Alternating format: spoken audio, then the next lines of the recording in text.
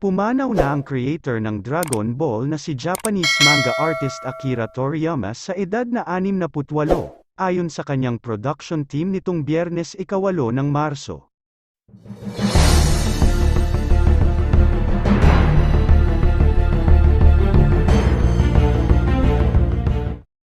Inanunsyo ng production team ni Toriyama na Bird Studio ang malungkot na balita sa pamamagitan ng isang X-post sa official page ng Dragon Ball.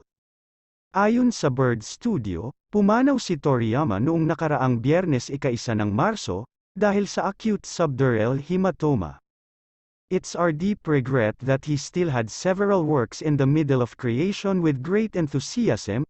Also, he would have many more things to achieve, sabi ng production team ng manga artist.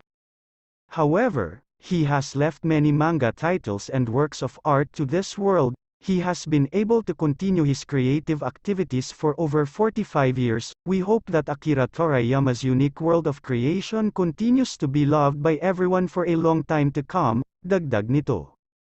Isinagawa raw ang funeral kasama ang pamilya at malalapit lamang na kamag-anak ni Toriyama. Following his wishes for tranquility, we respectfully inform you to refrain from conducting interviews with his family, sabi pa ng Bird Studio. Future plan for commemorate gathering in not decided. We will let you know when it's confirmed. We deeply thank you for your understanding and support as always, saad pa nito. Ayon sa mga ulat, nagsimula ang karera ni Toriyama sa mundo ng manga noong 1987, kasama sa mga nilikha niya ang Dragon Ball na unang na-serialize noong 1984, hanggang sa kasalukuyan, ang Dragon Ball ay nananatiling isa sa mga best-selling at most influential manga title of all time. Sumikat ito sa iba't ibang dako ng mundo, maging sa Pilipinas.